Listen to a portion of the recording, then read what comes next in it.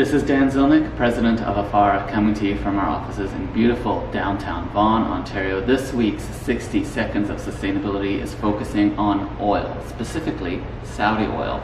The big question that I'm being asked this week is, will the dispute between Saudi Arabia and Canada impact Canadian oil and gas supply? 60 seconds on the clock, starting now. It is true that Canada imports a lot of Saudi oil. In fact, about 75 to 85,000 barrels a day comes into the New Brunswick Irving refinery. It is highly unlikely, even though this spat is going to be very serious between Canada and Saudis, it is highly unlikely it will impact that 75 to 85,000 barrels a day of supply.